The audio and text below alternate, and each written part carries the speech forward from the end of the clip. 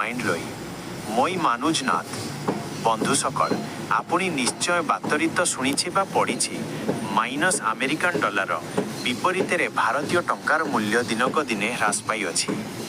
আজির তারিখত যদি ডলার দাম প্রায় ৮ টকা বা তার আশেপাশে থাকে তেন্তে ভবিষ্যতে এয়া ৯ টকা বা তাতকৈ বেছিও পারে বুলি কিয় বিশেষজ্ঞ সকলে কইছে। ইয়ার অর্থ কি? এই কথাটোৱে আমার দরে সাধারণ মানুহৰ জীৱনত কেনেদৰে প্ৰভাৱ পেলাব। আজিৰ ভিডিঅ'ত আমি এই জটিল অৰ্থনীতিৰ বিষয়টো একেবাৰে সৰল ভাষাত বুজিম। গতিকে পলম নকৰি আৰম্ভ কৰো আহক। টকাৰ মূল্য হ্ৰাসৰ মূল কাৰণ main reasons for rupee depreciation. Visual dollar আৰু টকাৰ চিহ্ন লেখ গ্রাফ তললৈ যোৱা animation visuals of dollar rupee symbols a downward graph animation। সময় মিনিট।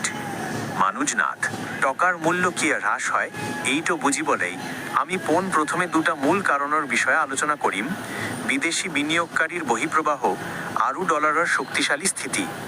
ক বিদেশী বিনিয়োগকাৰীৰ ধন উলিয়াই নিয়া foreign portfolio outflows minus FIIS selling.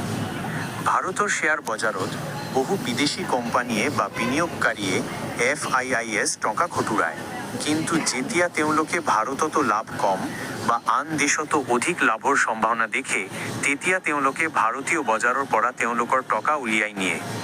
এই উলিয়াই নিয়া টকাখিনি তেওঁলোকে ডলাৰলৈ সলনি কৰিব লাগে।